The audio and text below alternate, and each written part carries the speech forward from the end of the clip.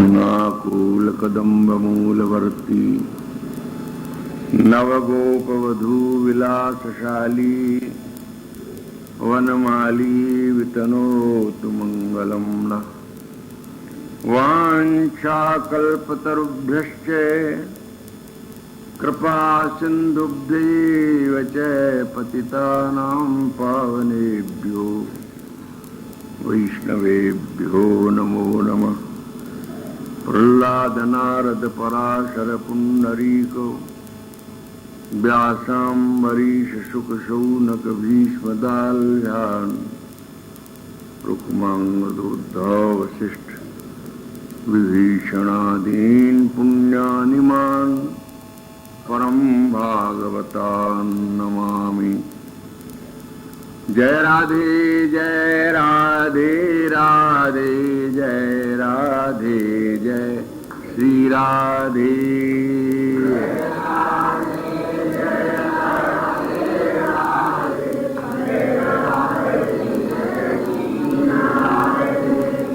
जय राधे जय श्री राधे जय राधे जय राधे जय राधे राधे जय राधे जय श्री राधे।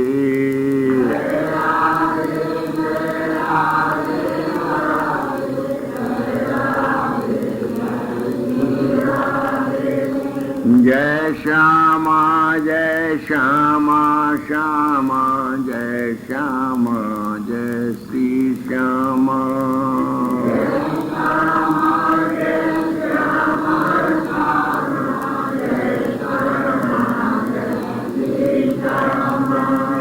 राधा वल्लभ कुंज विहारी मुरलीधर गोवर्धन धारी। मेरा रुमाल कहाँ?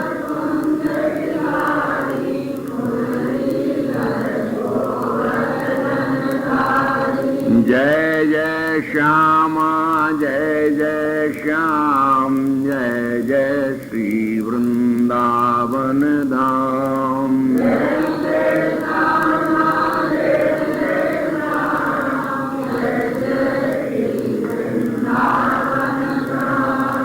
जय जय श्री वृंदावन धाम जय जय श्री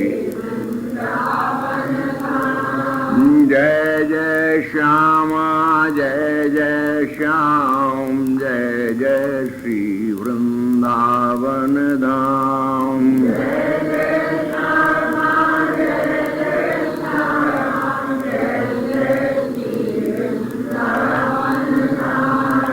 जय जय श्री वृंदावन धाम।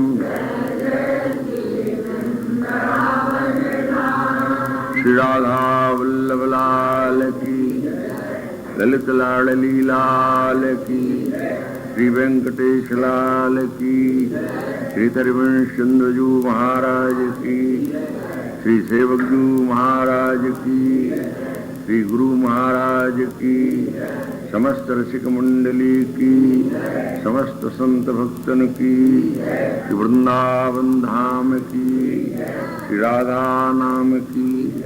जय जय श्री राम। सत्प्रेम राशि सरसो विकसत् सरोजम स्वानंद सीधुरस सिंधु विवर्धनेन्नुम तच्छ्रीमुखं कुटिलकुन्तलभृङ्गजुष्टम् श्रीराधिके तव कदानुविलोकयिष्ये। प्रातः स्मरणीय पूज्य चरण रसिकाचार्य शिरोमणि गोस्वामी श्री हरिवंश जी महाराज के हार्द ग्रंथ श्री रस सुधा निधि की इस 24वीं लहरी में हम स्वामिनी के प्रति उनके श्रीमुख दर्शन की अभिलाषा की भावना जो उन्होंने अपने शब्दों में प्रकट की है उसका गान करने के लिए प्रस्तुत हैं, उद्यत हुए हैं। वस्तु बड़ी गंभीर है। इस ग्रंथ का जो मूल विषय है, वैसे उपासना के क्रम में उपासक लोग जहां जहां जिसका जितना अधिकार होता है उतना ही ग्रहण कर पाते हैं, और श्रोताओं में सभी प्रकार के श्रोता होते हैं। ऐसा नहीं कहा जा सकता कि सबका अधिकार कहाँ है। हमारे एक बड़े गुरु भ्राता थे, उनका देहावसान हो गया, बड़े अध्यवसायी। एक विद्वान संत ने उनको भरी सभा में डांट दिया। कहने लगे, व्याकरण से हित शब्द सिद्ध ही नहीं होता है, तुम बेकार हित हित की हल्ला मचाते हो। राधा वल्लभी थे ही, उनको बड़ा बुरा लगा। अच्छा, बोले हम विद्वान होकर तुमको बताएंगे। अध्यवसायी तो थे ही, उन्होंने ईयुणरलरेख से पढ़ना प्रारंभ किया, और एक दिन वो आया जब हमसे बोले कि भैया हमको श्रीमद् भागवत की हम पर कृपा हुई है, आप हमसे सुनिए भागवत। बैठ गए। हमने कहा कि आप दसम प्रारंभ कीजिए। बोले दसम में क्या, दसम तो छना छनाया रस है। जन्माद्यस्य से प्रारंभ किया उन्होंने। मैं इसलिए बता रहा हूं कि कितनी गहराई तक उन्होंने वस्तु को समझा। मैं प्रभावित हुआ बहुत। बोले त्रुटि बताओ कहां है।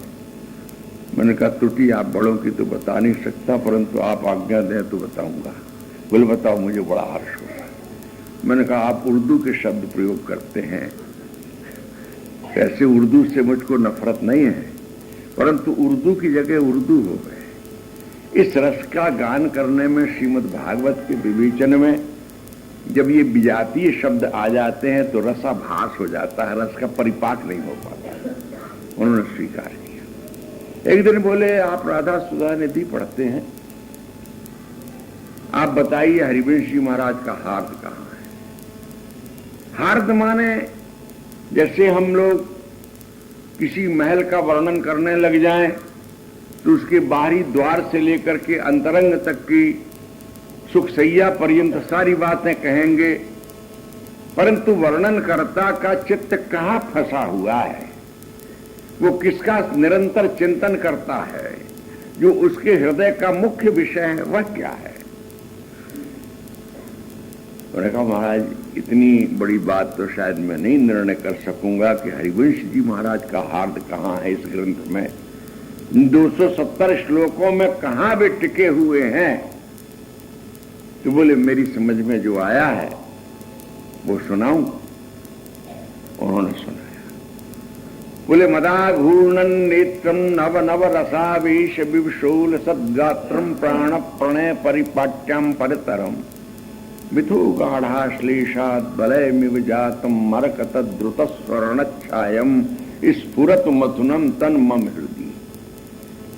ये ऐसा ये युगल मेरे हृदय में सदा स्फुरित रहा है। स्फुरत मिथुनम तन मम हृदय। कौन सा मिथुन? बोले मदाघूर्णन नेत्रम नव रसावेश विविशो। नव नव रति के रसावेश से जिनके नेत्र मद से आघूर्णित हो रहे हैं। मदाघूर्णन नेत्रम नव नव रसावेश विशो और लसद्गात्रम प्राण प्रणय परिपाट्याम परतरम। जिनके प्राण तन मन देह सब प्रेम प्रणय की परिपाटी से एक मेघ हो रहे हैं, और दोनों जुगल प्रिया प्रीतम मिथु गाढ़ाश्लेषात् बलय मिव जातम। परस्पर में अंग से अंग ऐसे मिले हैं जैसे स्वर्ण के दो तारों को ऐंठ दो और उमेट करके वो एक हो जाए। बलय मिव जातम मरकत द्रुत स्वर्णाच्छायम। एक मरकत मणि की कांति की भांति, दूसरे तप्त स्वर्ण की भांति। ऐसी जो जुगल श्याम गौर कांति है जो निरंतर एक रस मिली हुई है, वो मेरे हृदय में स्फुरित रही आवे। इस श्लोक की उन्होंने फिर बड़ी लंबी व्याख्या की।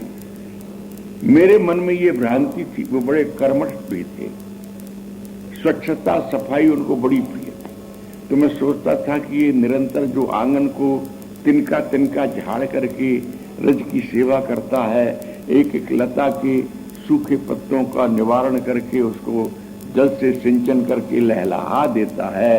बर्तन वो मानते तो महाराज लोहे का तवा चांदी की तरह चमकता था, उनकी कढ़ाई कभी किसी ने मैली नहीं देखी। तो मेरे मन में आता था कि इतना कर्मठ व्यक्ति इस रसदेश के संबंध में, भागवत धर्म के संबंध में शायद इतनी गहराई तक नहीं पहुंचा हो, पर मेरा सारा अज्ञान जन्य अभिमान धूल धूसित हो गया जिस दिन उन्होंने मदा घूर्णन नेत्रम नवरससा बेस विवशों की व्याख्या प्रस्तुत की। इस प्रसंग में उनकी बात कहने का मेरा आशय केवल इतना ही है कि ये रस सुधा निधि है। यूं तो रस देखो, रस की बहुत व्याख्याएं हैं, बहुत परिभाषाएं हैं। आयुर्वेद के पंडित लोग तांबे को, सोना को, चांदी को, अबरक को जला जुलू करके राख बना देते हैं और उसको कहते हैं रस है, ये योगेंद्र रस है, ये चतुर्मुख रस है। जला के राख कर दिया, उसकी संज्ञा देते हैं रस। नीम के पत्तों का रस निकाल लो, पान के पत्ते का रस निकाल लो, अदरक का रस निकाल लो, गन्ने का रस निकाल लो, ये भी एक रस है। साहित्यकार से पूछो तो वो शांत दास आदि, बीभत्स आदि को भी रस कहता है। सड़ा हुआ कुत्ता मरा पड़ा है, उसमें बदबू आ रही, वो भी बीभत्स रस ही कहलाता है। तो रस की तो बहुविध व्याख्या है। भोजन भट्टों से पूछो कि रस कहाँ है, तो वो कहते हैं कि मिष्टान्न में रस है, मधु में रस है। तो रस की तो बहुविध व्याख्या है, पर रस की परावधि कहाँ है? तो रस की परावधि रसकाचार्यों ने बताई, इसलिए वे रस के आचार्य हैं। तारतम्य ने रस बहुत प्रकार के हो सकते हैं और उनमें श्रेष्ठता और कनिष्ठता भी होती है, किंतु रस की जो परम चरम अवधि है, रूप गोस्वामी ने कहा कि भक्ति रस है। क्या प्रमाण है कि भक्ति रस है? उन्होंने कहा पहले भागवत के मंगलाचरण में ही कह दिया गया कि भक्ति रस है।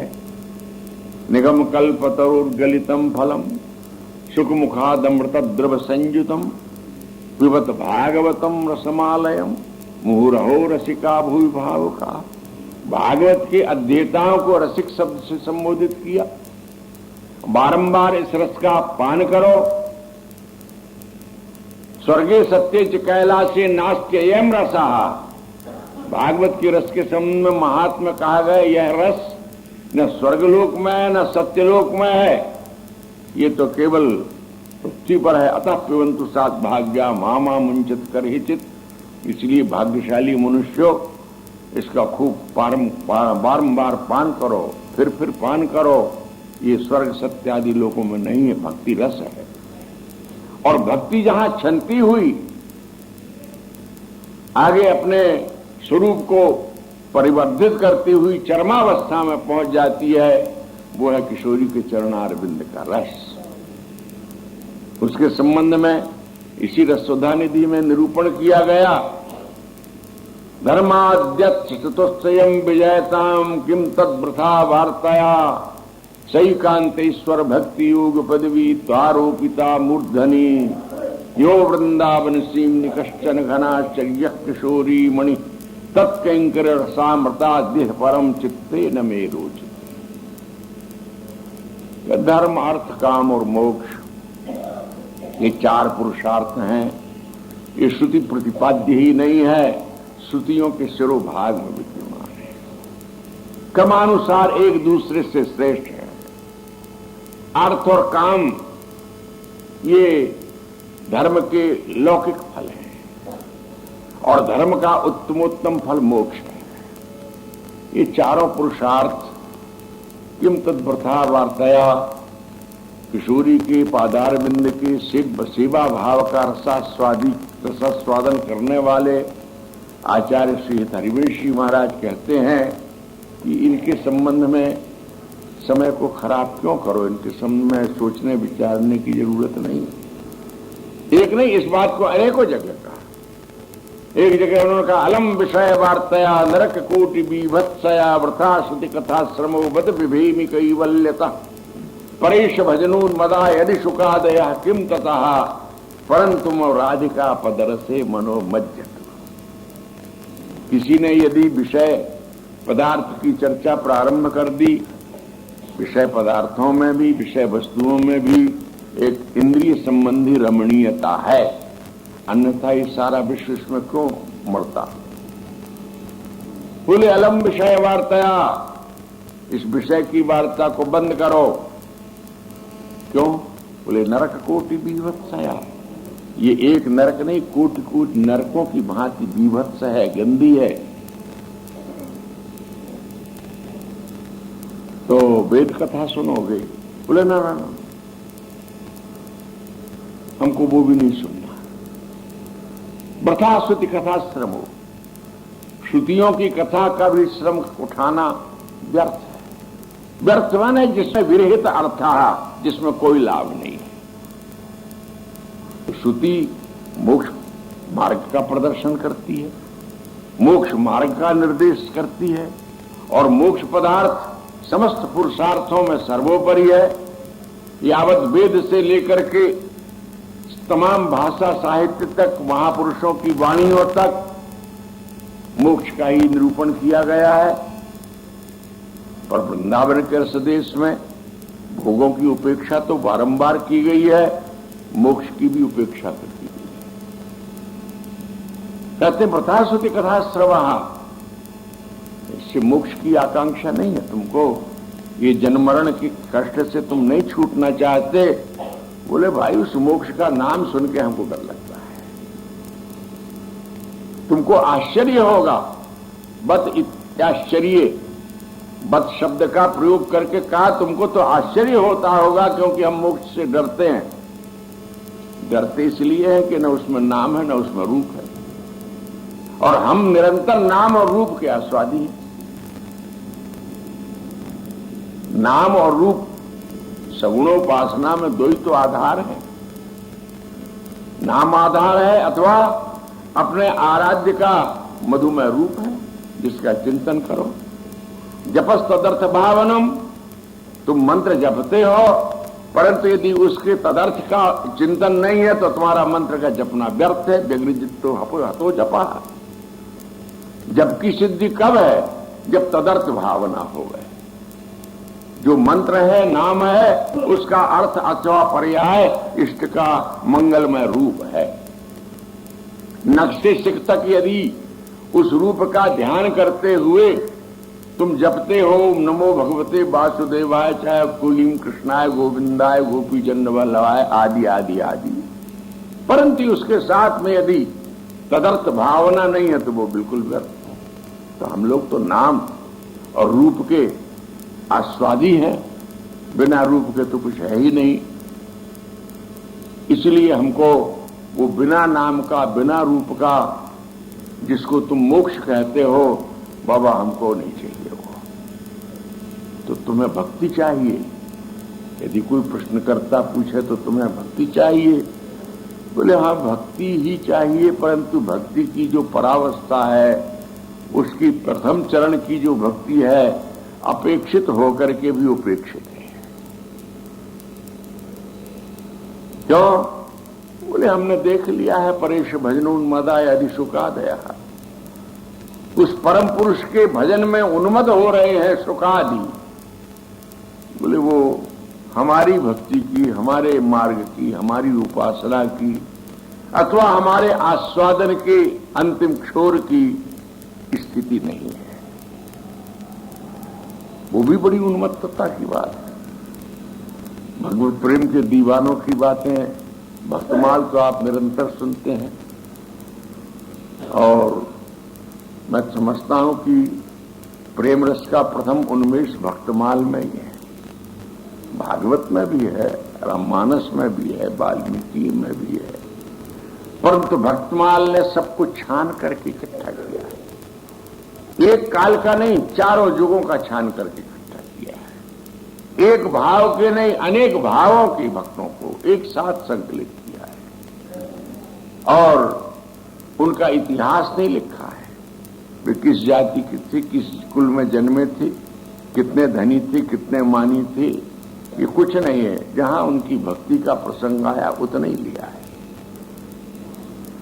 उस भक्तमाल के भक्ति रस से भी आगे बढ़ करके जहां परेश भजनोन्मदा शुकादया आद्या पद में और भी बहुत सारे हो सकते हैं। किम ततः, उससे भी हमको खास कोई प्रयोजन नहीं है। प्रयोजन है, स्वामिनी के प्रियतम के नाते उससे भी संबंध है, परंतु यदि स्वामिनी का संबंध नहीं है तो उससे भी कोई संबंध नहीं है। यही राधा सुधा निधि में एक जगह कहा गया, राधा दास्यम अपास्य प्रयतते गोविंद संगाशया सोयम पूर्ण सुधा परिचयम राकाम बिना कांक्षति किंच श्यामृति प्रवाह लहरी बीजम नयेताम विदु ते प्राप्यापि महामृताम्बुद महो बिंदुम परम प्राप्नुयुः। ये सारी बातें उपासकों के लिए कहीं, ये साहित्य सौष्ठव नहीं है।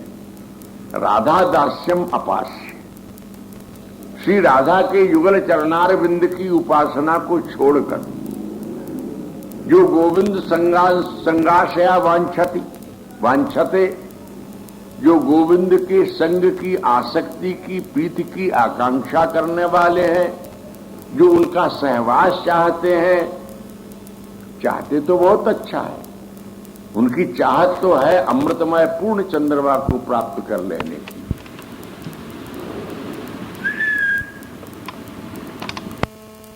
पूर्ण चंद्रमा हम पूर्णिमा की तिथि को नहीं देखेंगे, अन्य तिथियों में हम चाहेंगे, जबकि चंद्रमा पूर्णिमा राका तिथि को ही पूर्ण होता है। इसका आशय श्री राधा के साथ ही कृष्ण पूर्ण है और राधा के बिना कृष्ण की पूर्णता नहीं है। इस बात को हमारे सेवक जी महाराज ने अपने वाणी प्रकरण में, चतुर्थ प्रकरण में कहा, राधा संग बिना नहीं श्याम, और श्याम बिना नहीं राधा नाम। छिन प्रति आराधत कहेंगी, राधा नाम श्याम तब कहेंगी। ललितादिकन संग सचवा में श्री हरिवंश सुरत रतिका, क्षणिक कब उन अंतर होई, प्राण सु एक देह है दोई। एक क्षण का भी उनमें परस्पर में वियोग नहीं है, कैसे अलग हो सके। अस्तु, तो राधा दास्यम अपास्य प्रयतते गोविंद संगाशया सोयम पूर्ण सुधा परिचयम राकाम बिना कांक्षति। भी नहीं जानते श्याम रति प्रवाह लहरी बीजम का, श्याम सुंदर की, नायक की प्रीति लहरी का बीज कहां है, उद्गम स्थल कहां है, उनके अंतर में जो रस का प्रवाह उमड़ता है, उस कृष्ण सामृत का बीज कहां है। ऐसा न जानने के कारण ही वे समुद्र को प्राप्त करके भी केवल बिंदु की मात्र के अधिकारी रह जाते हैं। इसलिए परेश भजनोन्मदा यदि शुकादय किम तथा, इसमें आशय ये निकलता है कि परम पुरुष श्री कृष्ण के एकाकी भजन में रस की पूर्णावस्था नहीं है। रस की पूर्णावस्था है स्वामिनी के पादारविंद की उपासना में। परेश भजनोन्मदा यदि शुकादय किम ततः परंतु, परंतु कहकर के पूर्व पक्ष को निरसन कर दिया, अब अपने उत्तर पक्ष का समर्थन करते हैं। राधिका पद रसे मनोमज्जतु, श्री राधिका के पद रस में, उनके चरणों से जो सेवा संबंधी रस उद्भूत होता है, चिंतन से जो रस की उपलब्धि होती है, उस नखच्छटा के स्मरण मात्र से जो चित्त में आह्लाद प्रसन्नता प्रकट होती है, बोले उसकी आकांक्षा करता है मेरा मन। आकांक्षा ही नहीं करता, मज्जतु, उसमें डुबकी लगा रहा है। और उस पदरस में डुबकी लगा लेने के पश्चात, उन्मज्जन निमज्जन कर लेने के पश्चात अन्य प्रकार की वांछाएं अपने आप ही छूट जाती हैं, विलग हो जाती हैं। तो इस रस ग्रंथ में कई प्रकार से जो वर्णन किया गया, जिसको मैंने प्रारंभ किया था कि धर्माद्यक्ष चतुष्टयम विजयताम किम तद्वृथा वार्ताया सैकांतेश्वर भक्ति योग पदवी त्वारोपिता मूर्धनी, उनके प्रियतम की, उस परमेश्वर की, परम पुरुष की ऐश्वर्यवाची शब्दों से कहा, क्योंकि पहली भक्ति का उन्मेष मानव मात्र के हृदय में ऐश्वर्य के प्रति होता है। हम भगवान के विभव से प्रभावित होकर के और उनके प्रति हम आकृष्ट होते हैं, भजन करना चाहते हैं। वो स्थिति दूसरी है, जिस स्थिति में उनके ऐश्वर्य को अदर्शन करके और केवल उनके मधुर पक्ष का दर्शन किया जाता है। ये अधिकार न जाने कितने जन्मों के पश्चात बनता है, बहु नाम जन्मना बनते, पर उससे घबराना नहीं।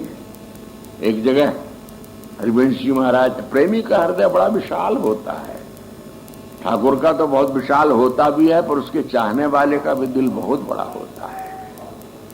किंतु आसाप्यस्तु वृंदावन भूमि मधुरा कोटि जन्मांतरी, एक की बात नहीं है, कोटि कोटि जन्मों के उपरांत भी यदि पूर्ण होती है, और एक पक्ष में कह दो यदि नहीं भी होती है, तो भी हम डिगने वालों में नहीं है। पर विश्वास इसलिए कि होगी, यदि ऐसा हम सोच लें कि नहीं होती है तो उसके स्वरूप में हानि होती है।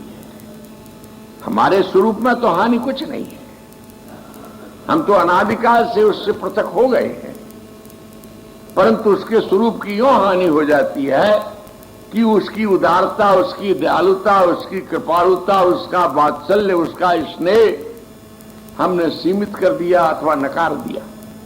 नहीं, वो तो अनंत है। ऐसा कोई काल नहीं है कि जिसमें इन समस्त जीवों का, इन अनंत जीवों का उसमें विलय ना हो, उनका मोक्ष ना हो, उनको सुख ना मिले, शांति ना मिले।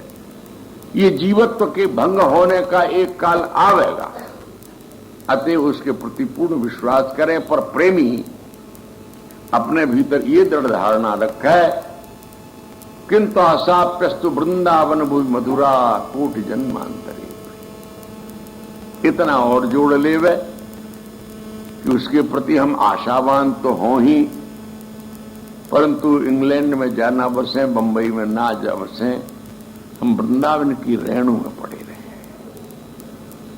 हमको ये सूत्र कबीर की वाणी में मिला, द्वार धनी के परि रहो और धका धनी का खाओ, एक दिन धनी निवाजी है जो दर छाने में जाओ। तुम जिसके धन से अपने को धनी करना चाहते हो, उस धनी, उस स्वामी के द्वार में पड़े रहो, द्वार धनी के परि रहो और धनी का धक्का खाते रहो। आते जाते वो 2 लात लगाता चले, सहते चलो, सहते चलो, उसमें आनंद का अनुभव करो। एक दिन धनी निवाजी है, विश्वास रखो, उस एक दिन उस धनी को ये पूछना पड़ेगा, तू चाहता क्या है, यहां क्यों पड़ा है मेरे दरवाजे पर? और यदि दुत्कार से, क्रोध से, तिरस्कार से पूछेगा तो एक दिन प्यार और दुलार से भी पूछेगा। एक दिन धनी निवाजी है, ये दृढ़ता अवश्य में चाहिए। भक्ति का सबसे बड़ा उसूल है कि उसमें चांचल्य नहीं होना चाहिए, उसमें कापट्य नहीं होना चाहिए। ऐसा दृढ़व्रती, अपने आप को न्यौछावर कर देने वाला, मोक्ष जैसी सुख की अभिलाषाओं से विरत हुआ, केवल प्रेम की मात्र अभिलाषा लिए हुए उनकी चरण रेणु में पड़ जाए श्री वृंदावन धाम में, तब इस सुख का अधिकारी होगा। इसमें अभिलाषा की गई है, तब कदानुविलोक इससे आपके श्रीमुख का दर्शन करना चाहती हूं। सखी हो अथवा सखा हो, दर्शन करने की इच्छा वाले सब सखी ही है। यहाँ किस मुख की दर्शन करना चाहते हैं? बोले जिस मुख का दर्शन करने के लिए प्रियतम भी नीप के वृक्ष पर जा बैठे थे पूर्व श्लोक में। यद्यपि उस श्रीमुख का दर्शन उन्होंने अनादि अनंत काल तक किया है, निरंतर करते हैं। अंसन पर भुज दिए विलोकत इंदु बदन विबियोर, करत पान रसमत्त परस्पर लोचन त्रिषित का चकोर। जुगल चंद्र मुख का दर्शन, उनके चार चकोरवत नेत्र परस्पर एक दूसरे की मुख माधुरी का आस्वादन करते हैं। और जन्म जन्म तु रूप निहारिल नैन न तिरपित भेल। विद्यापति ने लिखा है, प्रेमी कहता है कि हे प्रियतम, मैंने तुम्हारे रूप को जन्म जन्म देखा, पर मेरी प्यासी आंखें आज तक तृप्त नहीं हो सकी। ये प्रेम की पिपासा क्या होती होगी, कल्पना में नहीं आती। गोपियों ने देखा, उद्धव आए तो बोली अखियां हरि दर्शन की प्यासी। देखियो चाहत कमल नयन को निस्दिन रहते उदासी। काहू के मन की को न जानत लोगन के मन हासी। सूर्य श्याम प्रभु तुम्हारे दरस बिन ले हो करवट काशी। अखियां हरि दर्शन की प्यासी। तदानुविलोक ये यहां पर नू वितर्क किया। इसमें दो अर्थ है।